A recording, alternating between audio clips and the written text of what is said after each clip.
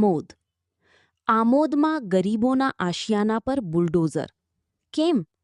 સરદાર આવાસો ઉપર દાદાગીરીથી તોડફોડનો આક્ષેપ. રહીશોમાં ભારે રોષ. જવાબદારો સામે કડક કાર્યવાહીની માંગ.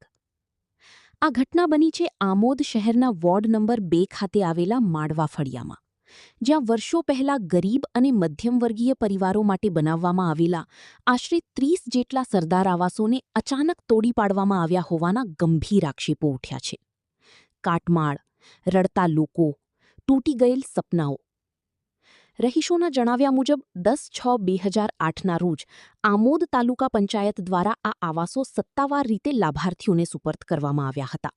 ત્યારબાદ આ તમામ આવાસોની નોંધણી આમોદ નગરપાલિકામાં જૂના નંબર 6554થી કરવામાં આવી હતી. વર્ષોથી રહીશો નિયમિત વેરા ભરપાઈ કરતા હોવા છતાં અચાનક તેમના માથા પરથી છત છીનવી લેવામાં આવી હોવાનો આક્ષેપ છે. આમોદ નગરપાલિકા વિસ્તાર, માડવા ફળિયામાં, જ્યાં પાછળ તમે જોઈ શકો છો, તૂટી પડેલા ઘરોનો કાટમાળ. રહીશોનો આક્ષેપ છે કે જે તે જમીન માલિક દ્વારા દાદાગીરી, ધાકધમકી અને બળજબરીથી જેસીબી મશીન લાવી તાત્કાલિક તોડફોડ કરવામાં આવી. લોકોને પોતાનું ઘર વખરી બહાર કાઢવાનો સમય પણ આપવામાં આવ્યો નહોતો. અમને કંઈ કહેવામાં આવ્યું નહીં. ઘરનો બધો સામાન અંદર જ હતો. વેરા ભરીએ, કાયદેસર ઘર હોય છતાં અમને રસ્તા પર મૂકી દીધા. હવે સવાલો ઊભા થાય છે. જ્યારે આવાસો સરકાર દ્વારા ફાળવાયેલા હતા, નગરપાલિકામાં નોંધાયેલા હતા અને વર્ષોથી વેરા ભરાતા હતા, તો આખરે કયા અધિકારથી આ તોડફોડ? શું ગરીબોના હકો સાથે રમવાનો કોઈને ખુલ્લો પરવાનો આપવામાં આવ્યો છે? સ્થાનિકોની માંગ છે કે સમગ્ર મામલે તાત્કાલિક ઉચ્ચસ્તરીય તપાસ હાથ ધરવામાં આવે, બળજબરીપૂર્વક તોડફોડ કરનારાઓ સામે કડક કાયદેસર કાર્યવાહી થાય અને બેઘર બનેલા પરિવારોને તાત્કાલિક ન્યાય મળે. આ ઘટના માત્ર તોડફોડની નથી. આ છે ગરીબોના હકોની લડાઈ, કાયદાની અસરકારકતા અને માનવતાની કસોટી. હવે જોવાનું રહ્યું, તંત્ર ગરીબોને ન્યાય અપાવે છે કે દબંગાઈ સામે મૌન ધારણ કરે છે. અત્રે ઉલ્લેખનીય છે કે આ બાબતે જમીનના માલિક તરફથી પણ માહિતી સામે આવી રહી છે. તેમના જણાવ્યા મુજબ આ જમીન હાલ અમારી માલિકીની છે. માપણી મુજબ આ જગ્યા અમારી માલિકી હેઠળ આવે છે અને અમારી પાસે તમામ આધાર પુરાવા છે, જેના આધારે અમે આ મકાનો તોડી પાડ્યા છે. હવે સવાલ એ છે, સાચું કોણ, રહીશો કે જમીન માલિક?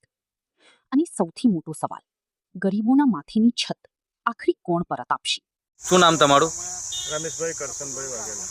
શું ઘટના બની છે અહીંયા તમારી સાથે? ઘટના બની હતી સાહેબ, આમાં એવું હતું કે અમને સરદાર આવાસથી ટેસ્ટ ટાઈમે 2003માં મંજૂર થયેલા હતા. તે મંજૂર કરાવવા હોય અમે બે મહિના નાઠેલા છે અને તે ટાઈમે પરિસ્થિતિ ખરાબ હતી. કપાસ વેણવા જતા હતા, આ તે કરી મજૂરી જઈને આ આવાસના પૈસા ભર્યા છે અને હવે છોકરા રહેતા હતા. હવે 2026માં હું ખબર નહીં શું છે શું નહીં, પણ આવીને જીસીબી ફેરવીને આ મકાનો અમારા તોડી નાખ્યા. હવે અમે તોડી નાખ્યા એટલે ખેતરમાં રહેવા મજબૂર છે અને ખાવા બાવા બધું આ બધા છે તે બધા ખેતરોમાં બનાવીને ખાય છે. અમુક બીમાર બી લોકો છે. હવે સરકાર જોડે એ માંગણી છે કે અમને ન્યાય અપાવે. તમને કોઈ નોટિસ કે કોઈ મૌખિક રજૂઆત કરવામાં આવેલી? આ કશું જ નહીં કર્યું. તે છતાંય આ જગાના આ મકાનોના અમે વેરાય 5,000 રૂપિયા ભરેલા છે. આ મકાન તોડ્યા ત્યારે તમારો સામાન અંદર જ રહી ગયો છે કે સામાન કાઢ્યો હતો? સામાન અંદર જ રહી ગયો હતો. હું આમોદ શહેર મહામંત્રી ભારતીય જનતા પાર્ટી હિતેશભાઈ શાહ. આજથી 2003માં આ જે આવાસ યોજના છે એની અંદર સરદાર આવાસ યોજના હેઠળ આ લોકોની પાસેથી 7,000 રૂપિયા મજૂરી પેટે, શ્રમ પેટે લીધા હતા અને એ લોકોએ મહેનત કરીને પોતાના ઘર બનાવવાના એ હિસાબે હતું. અને 36,000 સરકારમાં તે વખતે 50 રૂપિયા, 40 રૂપિયા ખેતરની મજૂરી કરીને આ લોકોએ ભરેલા ગરીબ લોકોએ એ આવાસ યોજના સરકારે આપેલી. 23 વર્ષથી એ લોકો પોતે અહીં રહેતા હતા અને જે તે કોઈ કોન્ટ્રાક્ટર આવીને કોઈ પણ જાતનું કીધા વગર જેસીબી લાવીને સીધું તોડી નાખ્યું. આ લોકોએ કીધું કે તમે જાણ કરો સરકારને, પોલીસ સ્ટેશનમાં જાણ કરો, પાલિકામાં જાણ કરો, કલેક્ટરમાં જાણ કરો, પણ કંઈ પણ કીધા વગર તમારે જે કરવું હોય તો કરો, તમારે જેને કહેવું એને કહો, અમે તો તોડી નાખીશું. એવું કહીને જેસીબીથી બધું જ આ તોડી નાખ્યું. ને આજે આ ગરીબ પ્રજા બિચારા આપણે જોવાતું નથી, બહાર તાપની અંદર, ખુલ્લાની અંદર ઝાડ નીચે રોટલા બનાવે છે, ખાય છે, નહીં રહે છે. બહુ ખરાબ પરિસ્થિતિ છે. એટલે આવી જે કાયદો અને વ્યવસ્થા જે હાથમાં લીધા છે એની પર કાયદેસરની કાર્યવાહી કરવામાં આવે અને જે તે કોન્ટ્રાક્ટરને પોતાની જમીન હોય તો એ કાયદાકીય રીતે કલેક્ટરમાં જગ્યા બતાવે અને એ જગ્યાની માંગણી કરીને ખાલી કરાવડાવે. પોતે કાયદો વ્યવસ્થા હાથમાં લેવાની કઈ જરૂર છે?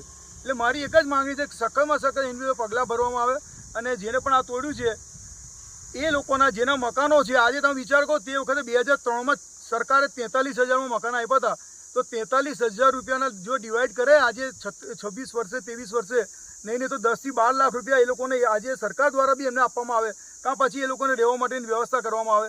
એટલે અમારી પોતાની એક માંગણી છે કે કાયદો વ્યવસ્થા જેને તોડ્યો છે એની પર કાયદેસરની કાર્યવાહી કરવામાં આવે અને આ ગરીબ લોકોને રહેવા માટેની વ્યવસ્થા કરવામાં આવે. શું નામ બેન તમારું? ચંપા. કયો ફળિયું છે, કયો વિસ્તાર છે આ? માંડવા ફર્યું. શું થયું છે અહીં તમારી સાથે?